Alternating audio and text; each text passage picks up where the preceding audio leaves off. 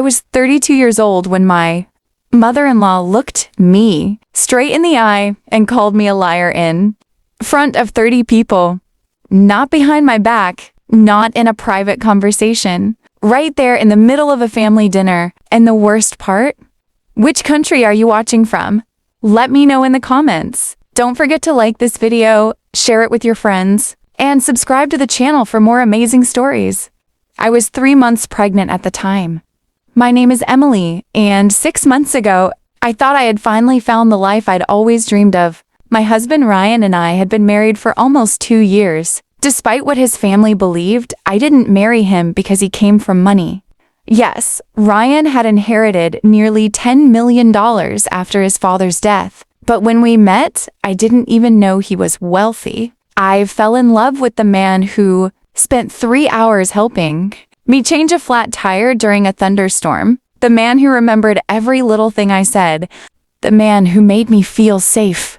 Unfortunately, his mother, Victoria, never believed that. From the day Ryan introduced me to her, she treated me like an intruder. She'd smile at me in public and criticize me in private. "Women like you always know exactly what they're doing," she'd say. At first, I ignored it. I thought eventually she'd see who I really was. I was wrong. The moment Ryan and I announced that I was pregnant, something changed in her. Her suspicion became obsession. She started questioning everything. She wanted to know the exact date of my doctor's appointments. She asked invasive questions about my pregnancy symptoms.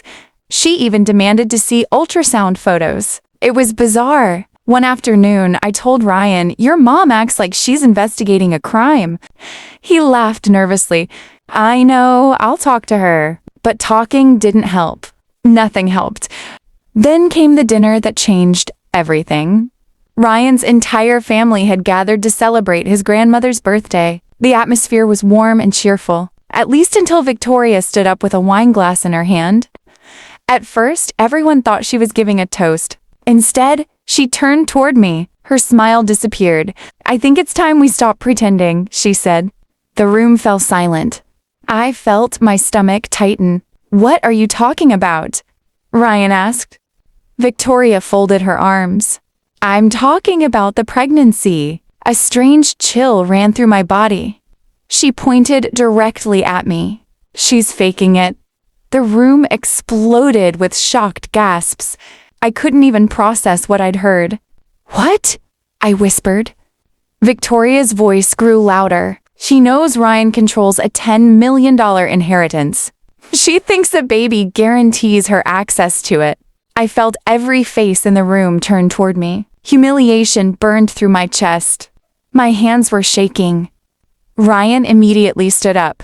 "Mom, that's enough." But Victoria wasn't finished. Not even close. And at that moment, I had no idea that her cruel accusation was about to set off a chain of events that would completely destroy the image she'd spent years building and expose a secret she never wanted anyone to discover. The silence after my mother-in-law's accusation felt unbearable. For a few seconds, nobody moved. Nobody spoke. It was as if the entire room had frozen. Then Ryan slammed his hand against the table. "Mom, what the hell is wrong with you?" His voice echoed through the dining room. I'd never heard him speak to her like that before. Victoria didn't look intimidated. If anything, she seemed pleased that she had everyone's attention. She lifted her chin and said, "I'm only saying what everyone else is afraid to say." "No," Ryan snapped. "You're making up disgusting lies." I could barely breathe. My eyes burned with tears, but I refused to cry in front of her. That was exactly what she wanted. Victoria pulled a folder from her purse. A folder. She had actually brought evidence, or what she thought was evidence. Several family members exchanged uncomfortable glances. Even Ryan looked stunned. "Mom," he said quietly. Victoria opened the folder dramatically. I've been paying attention for months. My stomach dropped. Months? She had been investigating me for months? She spread papers across the table. Receipts. Photos. Printed screenshots. It looked like something out of a detective movie. You've gained less weight than most pregnant women. She pointed at one photo. You were carrying heavy grocery bags. Another photo.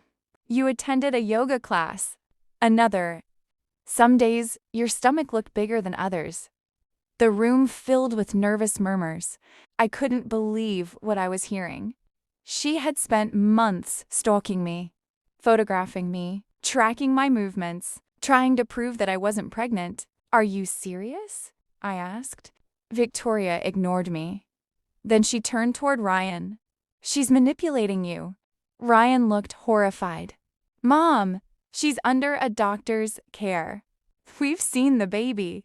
Victoria crossed her arms. Ultrasounds can be faked. The entire room gasped. Even Ryan's grandmother looked shocked. For the first time, I noticed that several relatives seemed uncomfortable with Victoria's behavior. Maybe this wasn't new? Maybe she'd been controlling people for years. Ryan grabbed my hand. We're leaving. But before we could stand up, Victoria delivered one final blow. If she really is pregnant, she said loudly, then prove it. I stared at her. What? Take a paternity test after the baby is born. The accusation hit me like a truck. Now she wasn't just calling me a liar. She was implying I'd cheated on my husband. I saw pure disbelief on Ryan's face. Get out, he said. Victoria blinked. What? You heard me. His voice was cold. Leave. The room became completely silent.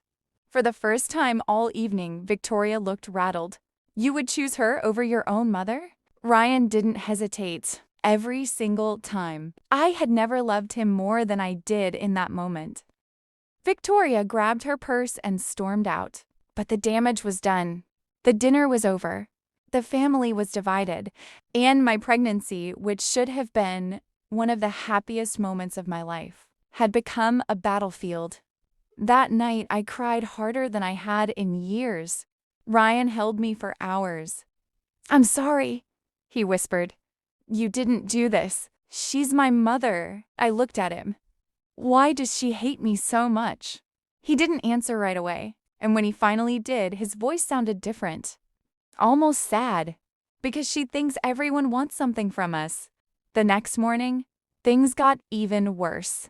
Someone had posted about the dinner online. Apparently, one of Ryan's cousins had told a friend who told someone else. Within days, rumors spread through our social circle. People whispered. Some stared. Others asked awkward questions. A few even believed Victoria. I felt humiliated. I stopped attending social events. I stopped answering calls. I spent most of my time at home. Then, about a month later, something strange happened. Ryan received a phone call from one of his father's former business partners. After hanging up, he looked disturbed. What happened? I asked. His face had gone pale. He asked if you're really pregnant. My heart sank. The rumors had reached business circles. This wasn't just family gossip anymore. Someone was actively spreading the story, and there was only one person who benefited from it, Victoria. But things took an even darker turn 2 weeks later. One afternoon, I was leaving my doctor's office when I noticed a familiar car parked across the street. At first, I thought I was imagining things. Then I looked again. My blood ran cold. It was Victoria's car, and she was sitting inside it, watching me. The moment our eyes met, she quickly looked away. I stood frozen on the sidewalk. Why was she there? How long had she been following me? When I told Ryan that evening, he became furious. But neither of us knew that this was only the beginning. Because while Victoria was obsessed with proving I was a fraud, she was desperately trying to hide something far more dangerous. And 6 months after that humiliating dinner, a secret worth millions of dollars would come crashing into the open, taking her reputation, her relationships, and everything she had spent decades protecting right down with it. After I spotted Victoria sitting outside my doctor's office, something inside me changed. Up until that moment, I had been trying to survive her attacks. Now I wanted answers, because normal people don't spend months following their pregnant daughter-in-law. Normal people don't photograph grocery bags, stalk medical appointments, and accuse someone of faking a pregnancy in front of an entire family. There had to be something deeper going on, and for the first time, Ryan started wondering the same thing. A few days later, he came home from work looking troubled. "What happened?" I asked. He loosened his tie and sat beside me. "I talked to my aunt today." His aunt, Suzanne, was one of the few relatives who had stayed neutral after the dinner disaster. And Ryan hesitated. "She said Mom's been acting strange for over a year." That got my attention. "What kind of strange? Secretive? Nervous? Angry whenever anyone asks questions about money?" Money! The same word that had been hanging over our marriage since the day we met. Ryan's father had built a successful investment company before he passed away. Most people assumed Ryan inherited everything directly, but the truth was more complicated.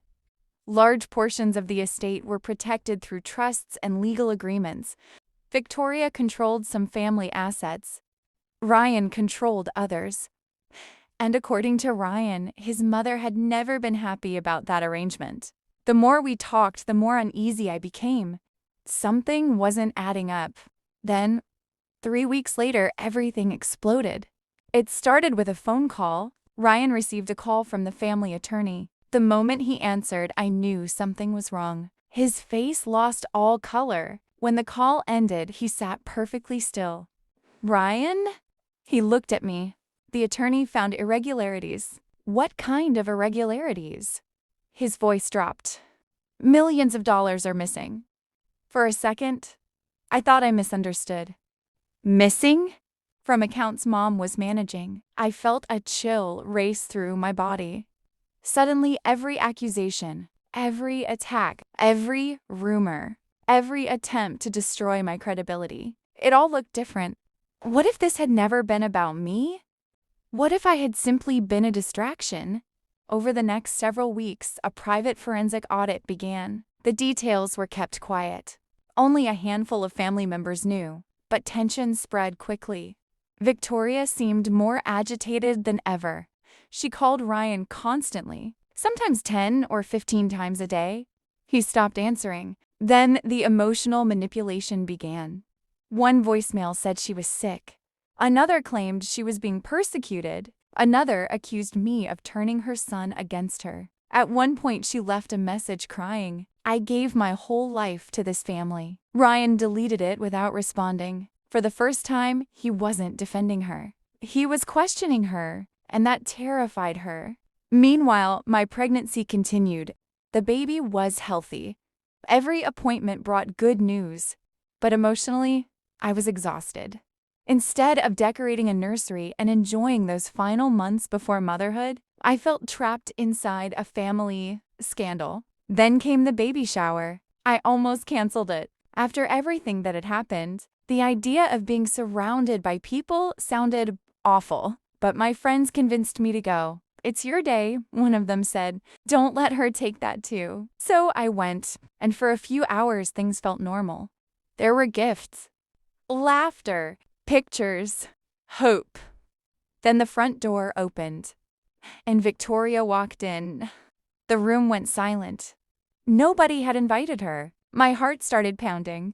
She smiled as if nothing had happened, as if she hadn't spent months trying to destroy me. "Hello, everyone." Nobody answered. She walked directly toward me. Ryan immediately stepped between us. "What are you doing here?" Victoria looked offended. "I came to support my future grandchild." The audacity was unbelievable. Ryan's jaw tightened. "You accused my wife of faking this baby." Victoria forced a laugh. "Oh, let's not live in the past." The past! It had been barely a few months. I could see guests exchanging shocked looks. For years, people had tolerated her behavior, but now they were finally seeing it clearly. Ryan pointed toward the door. "Leave." Victoria's smile vanished. Then she looked at me, and what she said next made the entire room gasp. "You know this is your fault." I stared at her. "What is my family falling apart?" The accusation was so absurd that I almost laughed. But she wasn't finished. If you hadn't come into Ryan's life, none of this would be happening. For a moment, nobody moved. Then Ryan spoke. "No, Mom."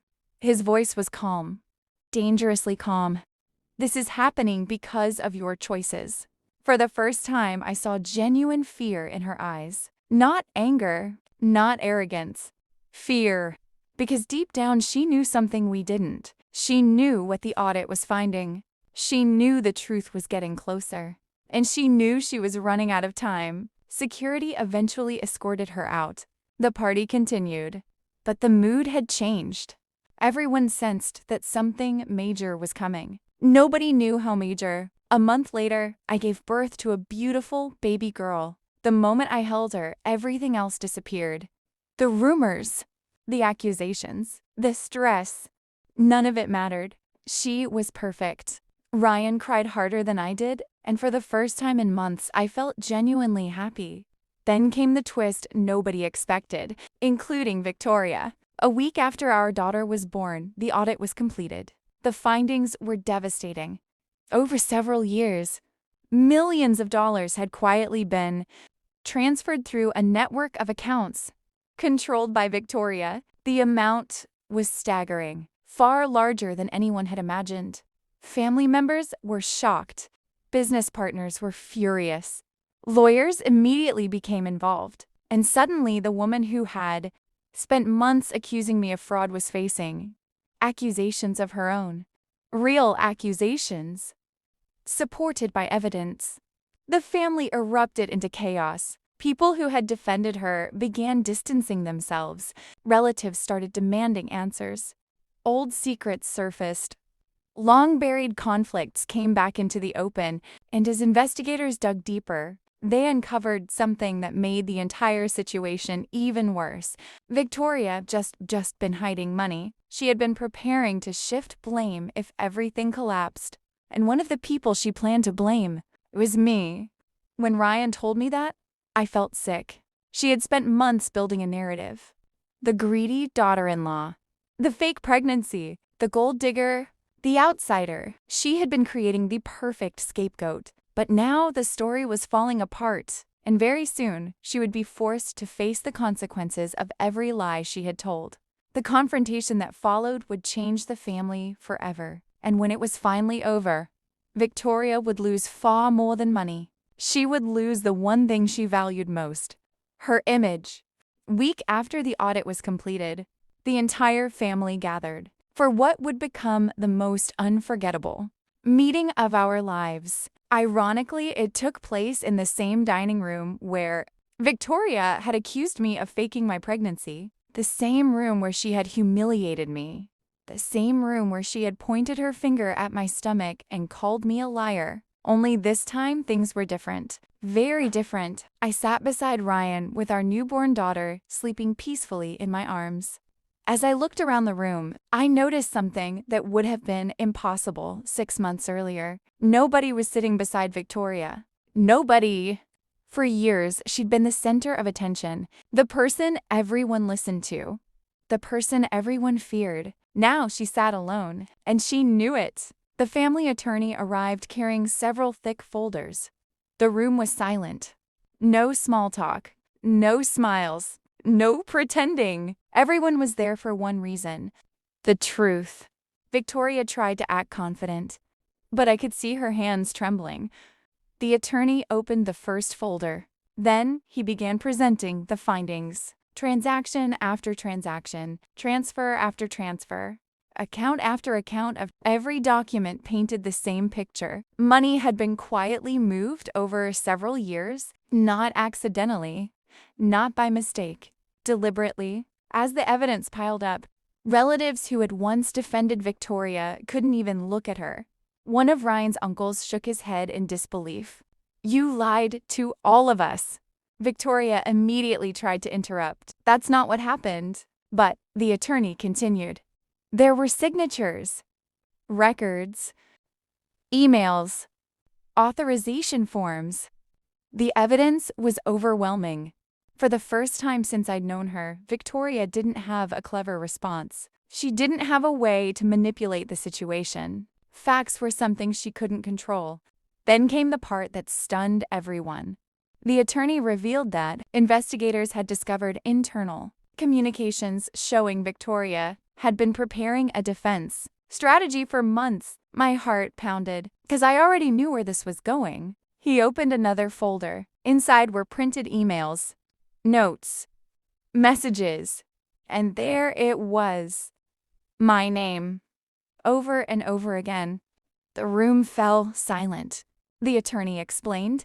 The Victoria had repeatedly suggested that I was manipulating Ryan financially, that I was influencing family decisions, that I was attempting to gain access to family assets. In other words, she had been building a case against me, a fake narrative, a backup plan. If her financial misconduct was ever exposed, she wanted someone else to blame, and that someone was me. I heard several people gasp. One relative actually stood up and walked away from the table. The betrayal was bigger than anyone had imagined.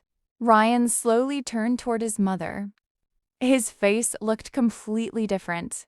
Not angry, not emotional, just disappointed, deeply disappointed. Was any of it true? He asked quietly. Victoria looked around the room, searching for support, finding none. Then she looked at me. The same woman who had spent years judging me. The same woman who had publicly humiliated me. The same woman who had tried to destroy my reputation before I even became a mother. For a brief second, I thought she might finally apologize. Instead, she doubled down. This never would have happened if she hadn't come into this family. The room erupted. People couldn't believe what they were hearing. Even now, even after everything, she still refused to accept responsibility. Ryan stood up, slowly, calmly, and then he said something I'll never forget. No, Mom. The room became silent again. This happened because of your choices. Victoria stared at him, shocked. Ryan continued. Emily didn't steal from this family. His voice grew stronger. Emily didn't lie. Another pause. Emily didn't spend years manipulating people. Victoria's eyes filled with tears, but nobody rushed to comfort her. Because everyone knew those tears weren't about remorse. They were about consequences. For the first time in her life, she couldn't control the outcome. The truth had finally caught up with her. Over the following months, the fallout was enormous. Multiple legal actions were initiated. Several financial assets were frozen. Family partnerships were restructured. People who had trusted Victoria for decades cut contact. Some relationships were damaged permanently. Others ended completely. But the biggest loss wasn't financial. It was personal. Victoria lost credibility. She lost trust. She lost the image she had spent years carefully building. And unlike money, reputation isn't easy to recover. Meanwhile, something unexpected happened. The family began apologizing to me. One by one, relatives who had stayed silent during the accusations reached out. Some admitted they had believed Victoria. Others admitted they had doubts but were too afraid to speak. I appreciated their honesty, but the apology that mattered most came from Ryan's grandmother. One afternoon, she visited our house. She sat beside me while I held my daughter. Then she took my hand. I should have defended you sooner.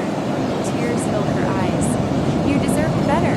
For some reason, that apology hit harder than all the others. Maybe because it was sincere. Maybe because she expected nothing in return. I hugged her and cried. Not because I was still hurt, but because I finally felt seen, finally understood, finally accepted. A few weeks later, Ryan and I took our daughter to the park. It was a beautiful afternoon. The kind of afternoon that feels ordinary while you're living it, but becomes a cherished memory later. As we watched our baby sleeping in her stroller, Ryan wrapped an arm around my shoulders. You know, he said, smiling, Mom spent months trying to prove you weren't pregnant. I laughed. So did half the family. He shook his head. And now our daughter is the living proof that you were telling? The truth all along. I looked down at our little girl. Then I thought about everything that had happened. The humiliation. The rumors. The stalking. The accusations, the sleepless nights, the tears. 6 months earlier, Victoria had stood in front of an entire room and declared that I was a fraud. She believed she could destroy my reputation before anyone questioned her own. Instead, she exposed herself. She spent so much energy trying to bury me that she never noticed the ground collapsing beneath her feet. And that's the funny thing about lies. They require constant protection. The truth doesn't. In the end, I didn't get revenge by yelling. I didn't get revenge by humiliating her. I didn't get revenge by attacking her. Life handled that for me. The truth handled that for me. And as I looked at my husband and daughter, I realized something important. The greatest victory wasn't watching Victoria lose. It was knowing that despite everything she did, she failed. She couldn't break my marriage. She couldn't steal my happiness. She couldn't take my family. And she couldn't stop the truth from coming out. That was my victory, and it was worth every painful step that led me there. The end. Which country are you watching from? Let me know in the comments. Don't forget to like this video, share it with your friends, and subscribe to the channel for more amazing stories.